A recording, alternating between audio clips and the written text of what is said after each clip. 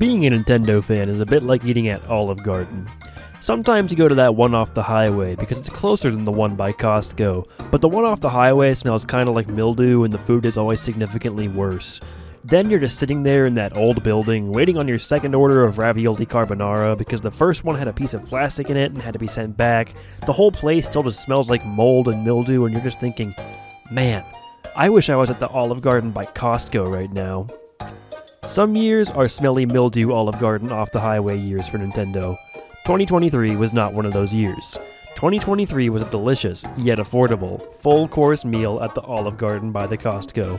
So many fantastic titles, some of which were high-profile and good enough that I could even talk about them at work with my coworkers without feeling like I belong in an institution. But what was this year's best dish, the main course of this delicious dinner? Who was the chicken and gnocchi soup, and who was the legendary tour of Italy? Who was a hot order of fried ziti, and who was the tiramisu to top off the whole meal? When are you going to drop this whole Olive Garden metaphor and just say Pikmin 4 was actually the best game of this year? It is in the title after all. This whole intro is kind of just a waste of time. Great question, my alter ego lemonade lobster. You may not appreciate a good intro, but I acknowledge and appreciate your pragmatism. Some of the heaviest hitters in the Switch's entire library made their debut in 2023. Tears of the Kingdom rocked the world by more than doubling the scope of what was already one of the most ambitious games ever made. Super Mario Bros. Wonder captivated everyone and breathed new life into 2D Mario, a branch of Nintendo content that had been on creative life support for the past decade.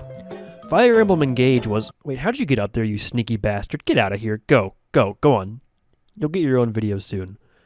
But anyway, yeah, in a year like 2023, how did a game like Pikmin 4 manage to steal my heart? Well, I guess I have a little bit of explaining to do.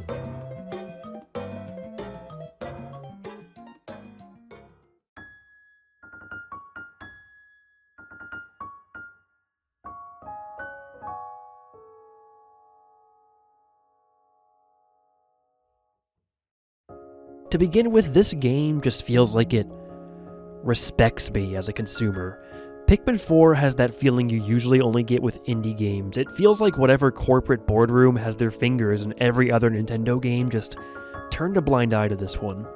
The people that set impossible deadlines for Pokemon Scarlet and Violet, the people that mandated Fire Emblem Engage launch with Day 1 DLC that you couldn't buy piecemeal but also wasn't released all at once despite the fact that it was done at launch, the people determining which Mario characters are or aren't allowed to appear in the next Paper Mario game. It all just feels a universe away when you're running around in Pikmin 4's world. This game feels like a passion project. It feels like each and every member of the development team treated this game as a labor of love. Pikmin 4 is such a polished game, and at the same time it's chock full of content.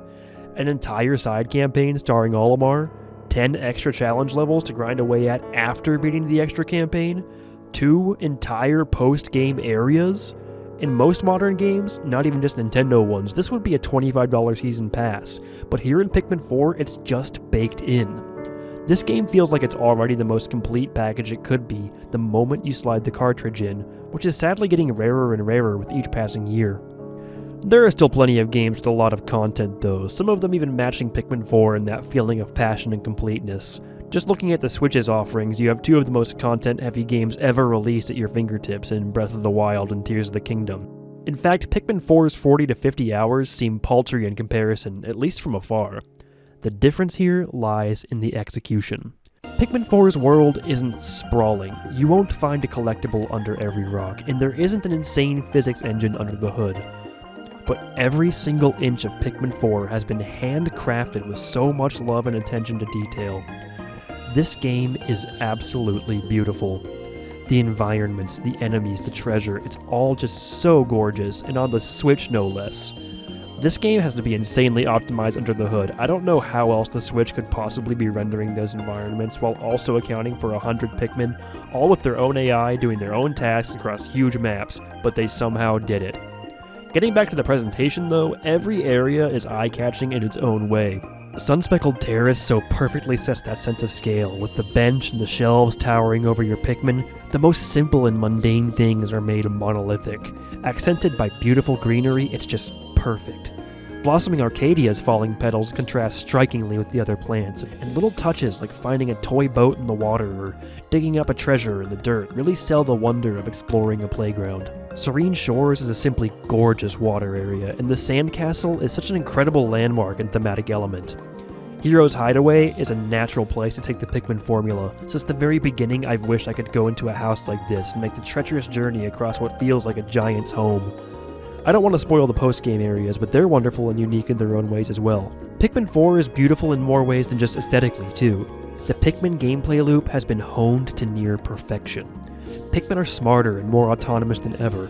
Powerful new tools allow you to manage idle or faraway Pikmin like never before, and new features like moving your base or utilizing Ochi as both a captain and a Pikmin squad in and of himself allow for levels of productivity that previous games never even got close to. I used to think Pikmin 3 allowed for crazy amounts of flexibility, but going back to it now, it almost feels clunky in comparison to Pikmin 4. I wish this game had built-in leaderboards. If it did, I would be grinding away at Dandori challenges day and night, planning out a strategy, executing it, and watching as it all comes to fruition and those last few pieces of treasure roll in has to be the most satisfying feeling in the world. The gameplay is constantly kept fresh, with a bevy of modes and all 8 Pikmin types being used constantly in different areas and caves. Oh, the caves. I haven't talked about the caves. The caves in this game are so good. I was never a Pikmin 2 cave hater like a lot of people out there, but these handcrafted caves are such an improvement. The level designs are so clever and satisfying. Just off the top of my head, I can think of a dozen different sublevels that are all extremely memorable. The aquarium in Seafloor Resort, where you have to venture all the way to the edges to grab treasure off the beaten path. That one floor in Aquiferous Summit with the sand that's so pretty I just want to run my hands through it. The floor with all the fans and below-grade discotheque. I could go on. They're just so unbelievably well made. These caves are enhanced even further by this game's incredible sound design. The echoes of Pikmin working and the pitter-patter of your footsteps are just so immersive. I almost feel like I'm down in the cave with my captain. The excellence in sound design extends far beyond the caves as well. Every little sound is satisfying, and the music, oh my god, the music. It sounds like an elegant simplicity, but it's actually extremely complex.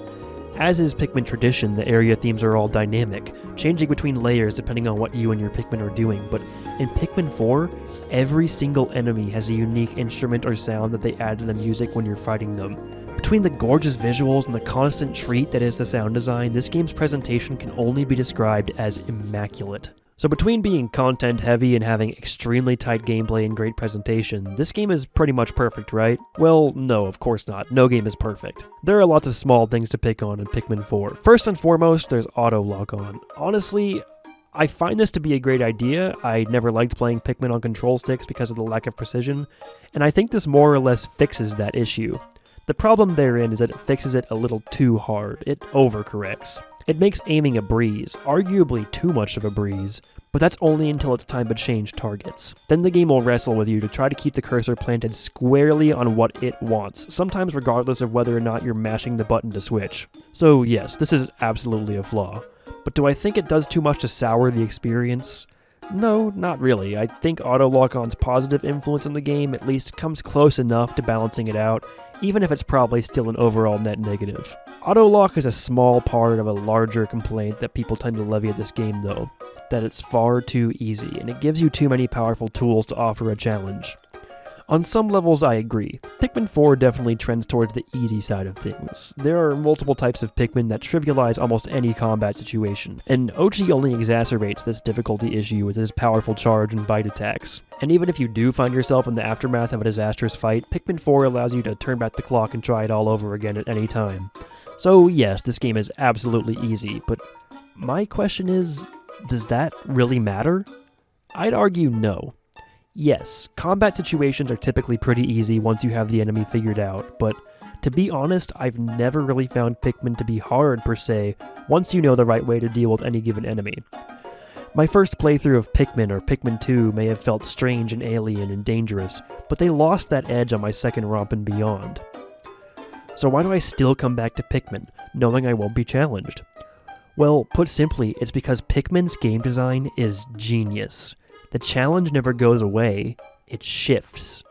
As you gain experience with the game, as the world of Pikmin becomes less dangerous, it becomes more open, and your focus goes from survival to optimizing productivity. Pikmin 4 exemplifies this important precept of Pikmin as a series, both on a macro and micro level. On a macro level, as a whole game experience, as Pikmin 4 is demystified, it becomes even more enjoyable to replay. Seeing how much I can squeeze out of a single day, how quickly I can complete each area, trying to beat every enemy during a night mission before the timer runs out, it's so deeply satisfying, more so than simply beating the game was on my first playthrough. On a micro level, Dandori challenges exemplify this even better. Your first attempt is used to feel out a level, figure out where things are, and start formulating an order of doing things. You might barely scrape by with a bronze on your first attempt, or you might even lose, but improving your time is so satisfying. Watching everything come together to finally get that platinum medal with minutes left on the clock is an unmatched high. And that is the genius of Pikmin 4. Playthrough 1 is an incredible romp, a fun, zany, beautiful adventure of discovery and wonder through gorgeous environments and unique scenarios. Playthrough 2 and beyond is the joy of speedrunning, but synthesized to its essence and made unbelievably accessible. You don't need to practice glitches and tricks to improve your time and feel satisfied. Of course, the actual speedrunning scene of this game is incredible, but the beauty of Pikmin 4 is that you don't need to be in a Discord server or on forums talking about new tricks or streaming PB attempts to get that joy of improving and feeling like you're going fast. There are no backwards long jumps, no half A presses, the game never changes, only you do. Pikmin as a series has always been this way, but with the acknowledgement of and centralization around the concept of Dandori, the Japanese term for organization or time management, Pikmin 4 has brought the series' spirit to its logical conclusion and made one of the best feeling games I have ever played.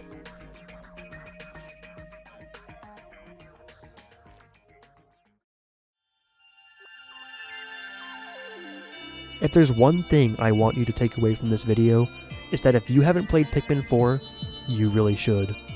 It is such a wonderful and well-crafted experience at the crossroads of comfortable, relaxing enjoyment and high-pressure excitement. It's been 10 years since Pikmin 3, and you can just feel where every second of their time went with this game.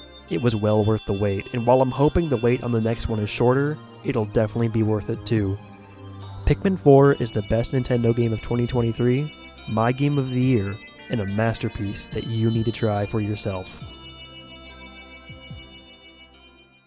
Hey guys, thanks for watching. This video is a bit less silly and sardonic than my other videos so far, but it's something I've had in mind lately that I really wanted to share. If you like what you saw, I'd love it if you could leave a like and subscribe.